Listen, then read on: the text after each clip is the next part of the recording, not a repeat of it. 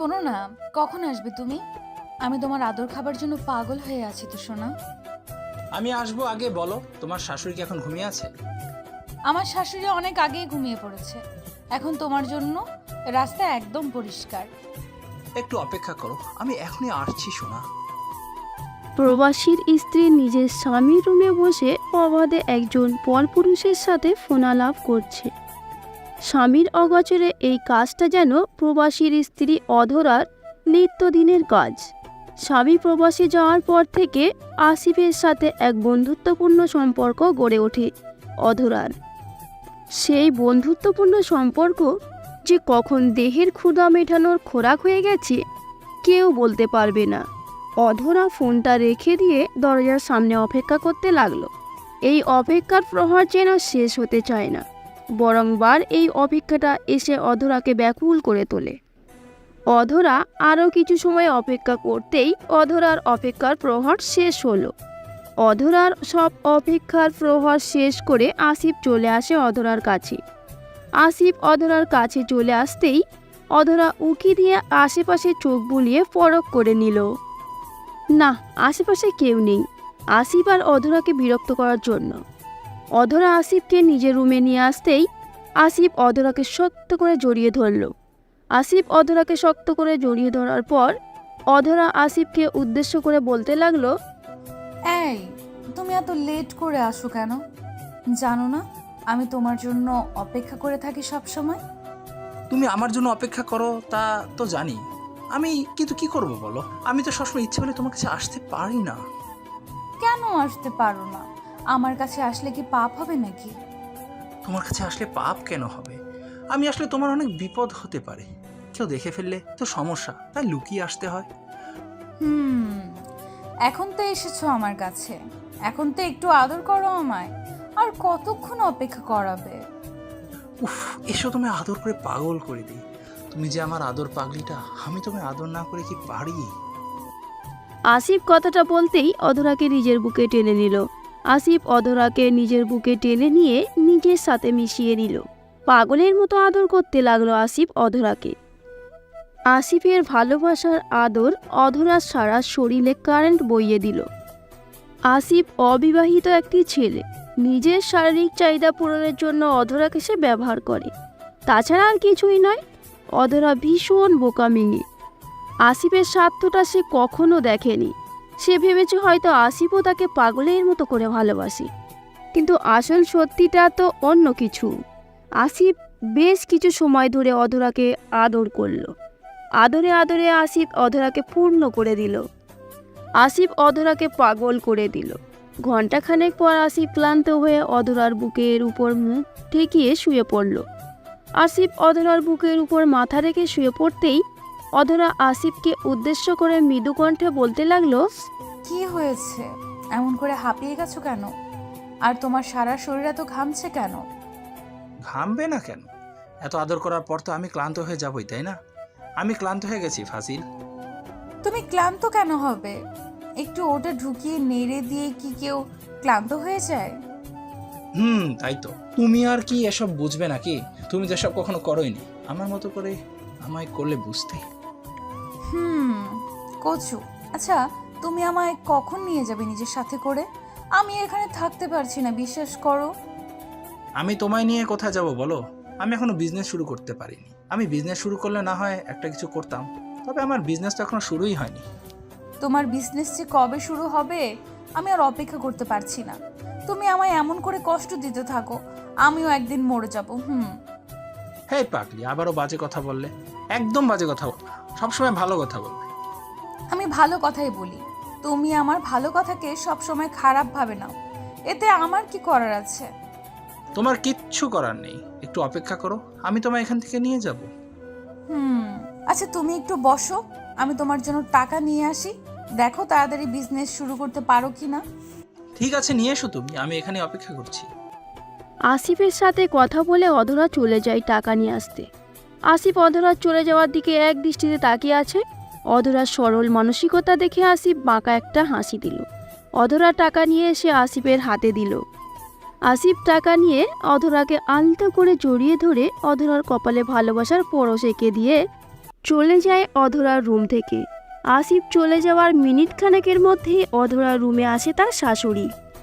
অধরার শাশুড়ি অধরার রুমে এসে অধরাকে উদ্দেশ্য করে কৌতূহলী কণ্ঠে বলতে লাগলো, বৌমা, তুমি এতটা সময় ধরে রুমের মধ্যে কি করছিলে? কি করছিলাম সেটার উত্তর কি আপনাকে দিতে হবে নাকি? বৌমা, তুমি আমার সাথে এমন করে কথা বলছো কেন? আমার সাথে একটু ভালো করে কথা বললে কি হয়? আমি আপনার সাথে ভালো করে কথা বলতে পারবো না। আপনি সব সময় আমায় জ্বালাতে চলে আসেন কেন? আমি সত্যিই বুঝতে পারি না আপনি আসলে কি চান। বৌমা, আমি তোমার থেকে কি চাইবো? আমি তোমার থেকে একটু সম্মান চাই, একটু ভালোবাসা চাই। তাছাড়া আমি তোমার স্বামীর মা, আমার তো এইটুকু আশা থাকতেই পারে। আপনি আশা করতেই থাকেন, আপনার আশা আমি পূরণ করব সময় হলে। এখন আমার মাথা না খেয়ে এখান থেকে চলে যান। অধরার কথার বিপরীতে অধরার শাশুড়ি আর কোনো কথা বলল না। আর কি বা বলবে সে? এমন করে নিজের ছেলের বউ যখন অপমান করে তখন আর কি বা বলার থাকতে পারে? অধরা নিজের শাশুড়িকে এমন করে অপমান করেছে যে উনি আর এক মুহূর্ত অধরার চোখের সামনে থাকতে পারেনি। অধরার শাশুড়ি অধরার রুম থেকে চলে যায়। রাতের দিকে সবাই ঘুমিয়ে পড়ার পর অধরার রুমে চলে আসে আসিফ। আসিফ অধরার রুমে এসে অধরাকে পূর্বের ন্যায় আদর করতে লাগলো। অধরা আসিফের এমন পাগল করা আদর গ্রহণ করছে।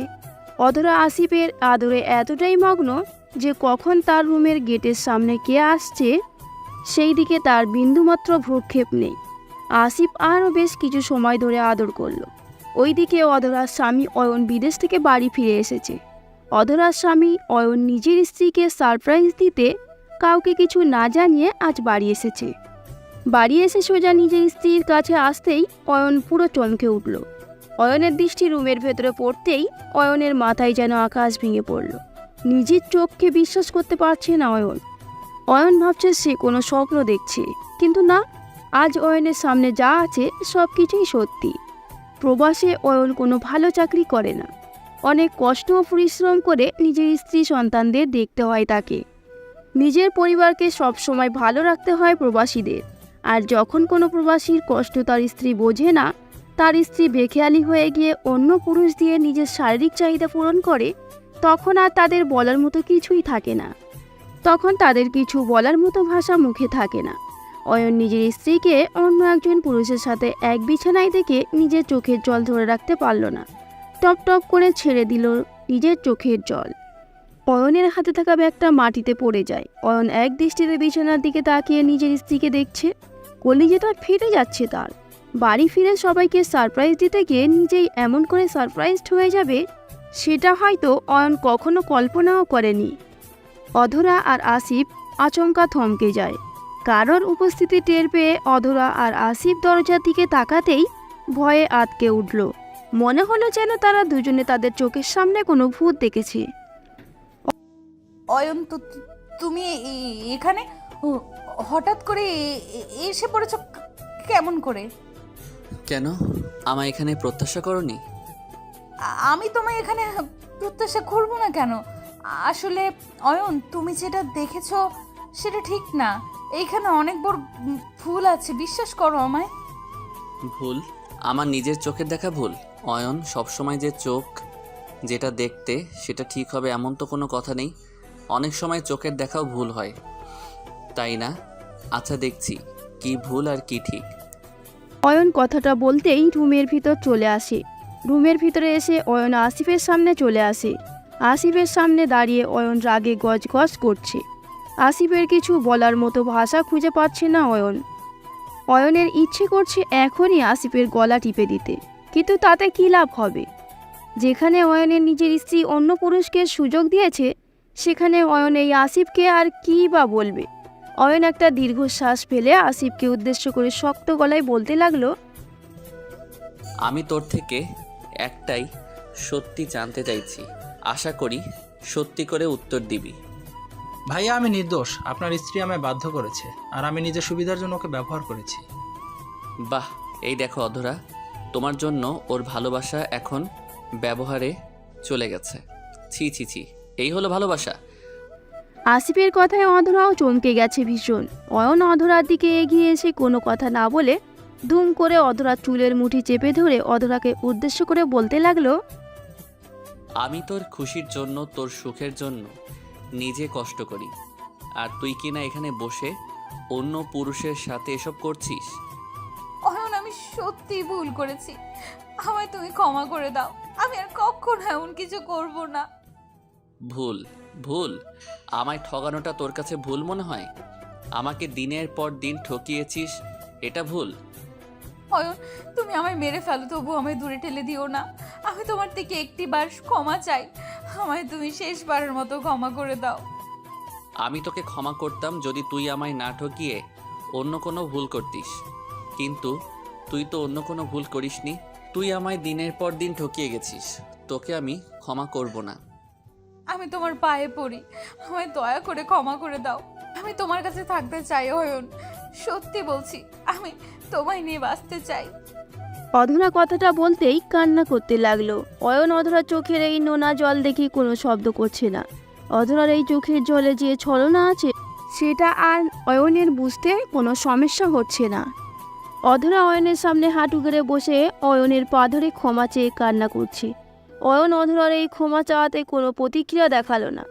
আলতো করে অধরার মাথার উপর নিজের হাত জোড়া রেখে অয়ন অধরাকে উদ্দেশ্য করে মৃদু কণ্ঠে বলতে লাগলো, আমি তোমায় নিজের জীবনের থেকেও বেশি ভালোবেসেছি, কিন্তু তার বিনিময়ে তুমি আমায় এই প্রতিদান দিয়েছ। এটা আমি কি করে মানব বলো? অয়ন, ক্ষমা করার মতো ভালো কোনো দিক নেই, আর না হয় তুমি আমায় ক্ষমা করে দাও একটাবার, প্লিজ। তুমি একটু ভুল না, অনেক ভুল করেছো। আমার মাকে অসম্মান করেছো, আমার বিশ্বাস ভেঙে দিয়েছো। আমি আর চাইলেও তোমায় কখনো বিশ্বাস করতে পারবো না। অয়ন, প্লিজ। ভাঙা বিশ্বাস আর ফেলে আসা সময়, এই দুটোর কোনোদিন ফিরে আসা সম্ভব নয়। তুমি চলে যাও আমার বাড়ি থেকে, আমি আর তোমায় আমার চোখের সামনে দেখতে চাই না। অয়ন, এমন করো না তুমি, আমি ভুল করেছি, আমি একটিবার ক্ষমা করে দাও। আমি আর কখনো। তুমি এখান থেকে যাবে কিনা বলো? যাচ্ছি। অয়ন আজ আর ভালোবাসার আবেগে অধরাকে ক্ষমা করে দিয়ে নিজের বুকে টেনে নেয়নি। আজ অয়ন সরাসরি অধরাকে নিজের কাছ থেকে দূরে ঠেলে দিল। অধরা কান্না করছে। সাময়িকী অবৈধ ভালোবাসার শান্তির জন্য অধরা নিজের স্বামীর সত্যিকারের ভালোবাসাকে হারালো। ভালোবাসা এটাই হয়, ভালোবাসা হলো একটা দড়ির মতো, বেশি টানলে ছিঁড়ে যাবে। অধরা অয়নের বাবা মায়ের সাথে অনেক বাজে ব্যবহার করেছে, যেটা করার পরও অয়ন অধরাকে ক্ষমা করে দিয়ে অধরাকে 1000 বার বুঝিয়েছে। অধরাকে 1000 বার বোঝানোর পরও অধরা ঠিক সেই ভুলটাই করেছে। অয়ন ভেবেছে হয়তো অধরা একটা সময় পর বুঝতে পারবে, কিন্তু না, অধরা সেটা তো বুঝতে পারলই না, বরং অয়নের বিশ্বাসকে নিয়ে খেলা করেছে। অয়নের বুক ভরা বিশ্বাসকে অধরা ভেঙে মাটিতে মিশিয়ে দিয়েছে। অয়ন একটা দীর্ঘশ্বাস ফেলল। অধরা চলে যায় অয়নের বাড়ি থেকে। অধরা চলে যাবার পর অয়ন নিজের রুমেই বসে থাকে। অয়নের সব কিছু আজ ফাঁকা ফাঁকা লাগছে। অয়ন নিশ্চুপ হয়ে বসে থাকতেই অয়নের মা অয়নের রুমে এলো। অয়নের মা অয়নের রুমে এসে অয়নকে এমন নিশ্চুপ হয়ে থাকতে দেখে অয়নকে উদ্দেশ্য করে বলল, কি রে বাবা, তুই এমন করে মন খারাপ করে আছিস কেন? কি হয়েছে? মা, আমি যেই ভুলটা করেছি এতটা দিন ধরে, আজ সেটাকে সমাধান করেছি। অধরাকে বের করে দিয়েছি আমি। ওকে বের করে দিলে কেন? ভুল হয়তো করেছে মেয়েটা, কিন্তু একটা সুযোগ তো মেয়েটাকে দেওয়া উচিত, তাই না? ভুল? যে ভুল করেছে অধরা, সেটার কোনো ক্ষমা নেই। আমি আর ওকে নিয়ে এক বাড়িতে থাকতে পারবো না মা, তাই ওকে মুক্তি দিয়ে দিয়েছি। তুই যেটা ভালো মনে করিস সেটাই কর বাবা। অয়নের মায়ের কাছে অয়নকে সান্ত্বনা দেওয়ার মতো কোনো শব্দ নেই। কি বলে নিজের সন্তানকে সে সান্ত্বনা দিবে সেটাই অয়নের মা জানে না।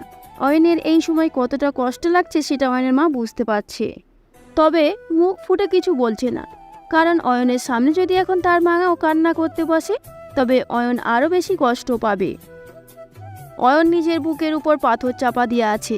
অয়নের মা রুম থেকে চলে যাওয়ার পর অয়ন পাগলের মতো করে কান্না করতে লাগে। ভালোবাসা এটা একদিনের অনুভূতি নয়, এটা সারা জীবনের অনুভূতি। একটু একটু করে এই অনুভূতি প্রতিটা হৃদয়কে সিক্ত করে তোলে। অয়ন নিজের ভুলটা বুঝতে পেরে অধরাকে মুক্তি দিয়ে দিয়েছে। এই সমাজে প্রবাসী মানে একজন যোদ্ধার নাম। তাদের এত ত্যাগের বিনিময়ে চাওয়া থাকে সীমিত, একটু ভালোবাসা। তবে আফসোস এই যোদ্ধাদের জন্য সেই ভালোবাসাটাও থাকে না। বিশ্বাস নিয়ে যারা খেলা করে তারা মানুষের কাতারে থাকে না। গল্পটি কেমন লাগলো তা অবশ্যই কমেন্ট করে জানাতে ভুলবেন না। গল্পটি যদি ভালো লেগে থাকে তাহলে একটি লাইক করুন আর চ্যানেলটি সাবস্ক্রাইব করে আমাদের সাথেই থাকুন। ধন্যবাদ। আল্লাহ হাফেজ।